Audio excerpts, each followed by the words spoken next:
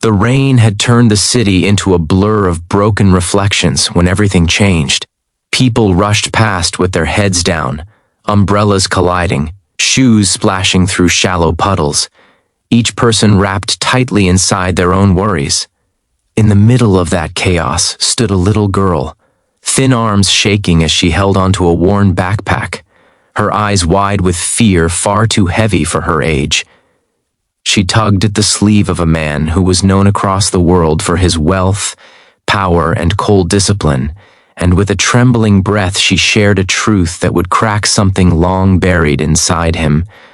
Her mother could no longer walk. In that moment, the billionaire who owned towers of glass and steel felt smaller than he ever had before, and the child who had nothing changed the course of his life forever.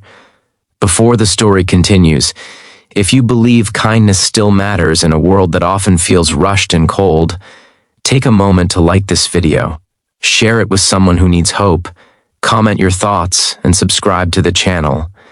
Your support helps stories like this reach hearts that need them most.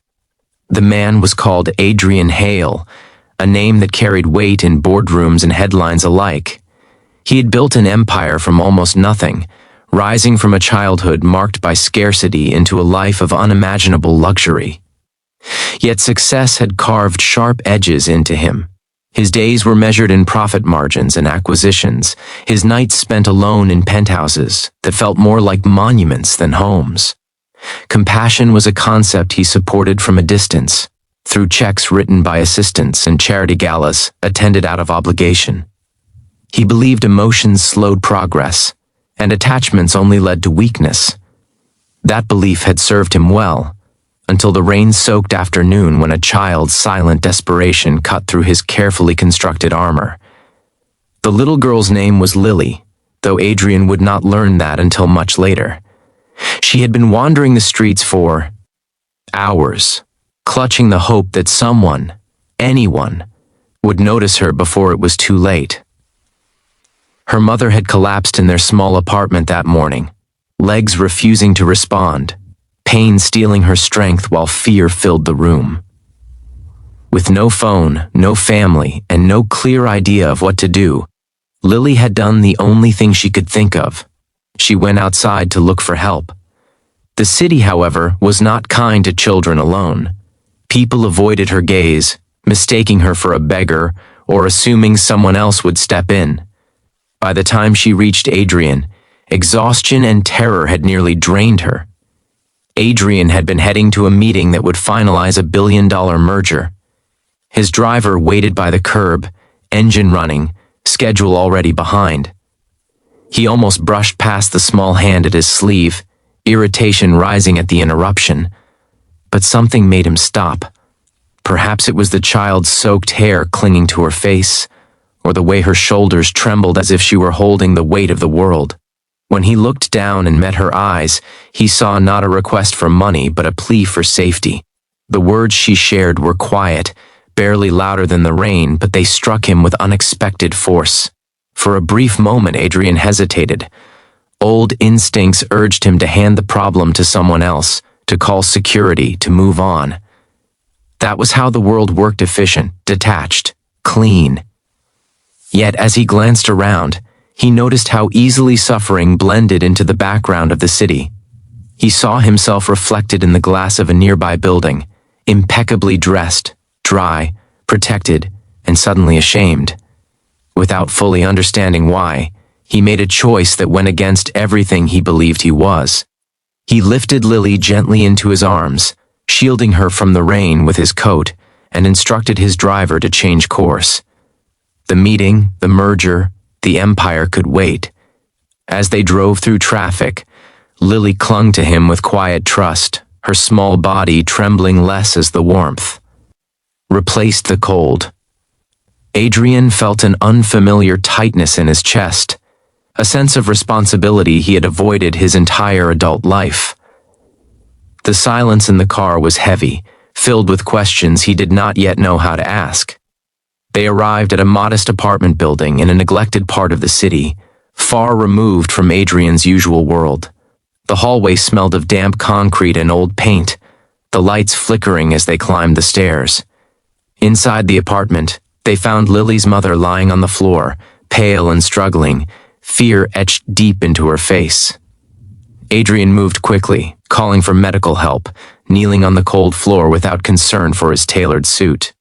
As paramedics arrived and took over, he stayed close, holding Lily's hand, while she watched her mother carried away. The child did not cry. She simply leaned into him, as if instinctively knowing he would not leave. At the hospital, hours passed beneath harsh fluorescent lights. Adrian learned fragments of their life as nurses moved in and out. Lily's mother, Maria, had once been a nurse herself before an injury, and mounting medical bills pushed her into poverty. She worked when she could, but most days were a struggle. There was no family nearby, no safety net, only the fragile balance of surviving one day at a time.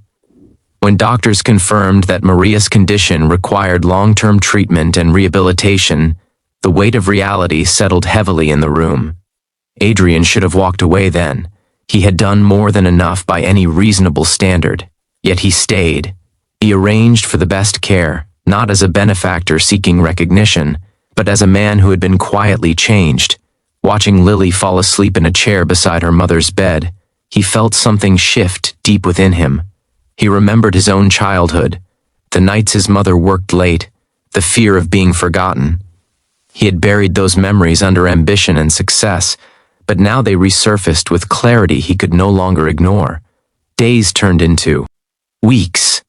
Adrian visited often, sometimes bringing food, sometimes just sitting in silence. Lily grew more comfortable around him, her laughter slowly returning as Mariah's condition stabilized. Adrian discovered that helping them did not drain him as he had always feared. Instead, it filled a space he had never acknowledged was empty. He began to question the life he had built, the values he had prioritized, and the cost of his relentless pursuit of success. As Maria began rehabilitation, Adrian ensured she had access to the best therapists and equipment. He quietly arranged a new apartment closer to the hospital, safe and warm, with sunlight pouring through the windows. He did not announce his generosity, nor did he seek gratitude. The reward came in small moments, the way Lily ran toward him when he entered the room, the relief in Mariah's eyes when she realized her daughter no longer had to be brave alone. The media eventually caught wind of Adrian's involvement, as it always did. Headlines painted him as a savior, a billionaire with a heart of gold, but the truth was far simpler and far more profound. He was not saving them. They were saving him. Through their vulnerability, they had reintroduced him to empathy, to presence, to the understanding that wealth meant little without humanity. Months later, Maria took her first assisted steps during therapy.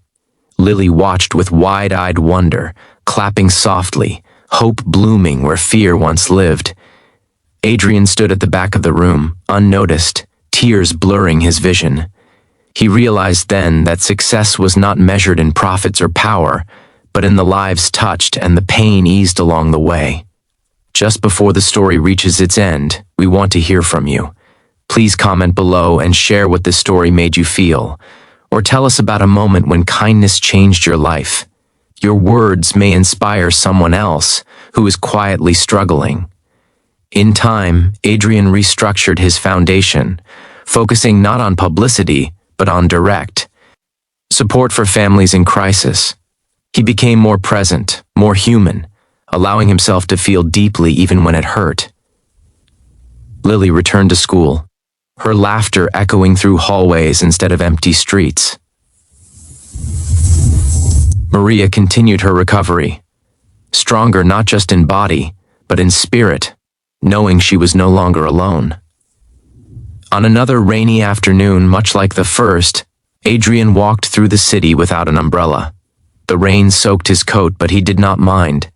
He had learned that discomfort was often the doorway to connection. Somewhere behind him, a child laughed, and the sound followed him like a promise. If this story touched your heart, if it reminded you that one small act of kindness can change everything, please like this video, share it with someone who needs hope, and subscribe to the channel. Your engagement helps these stories travel further, carrying light into places where it is desperately needed.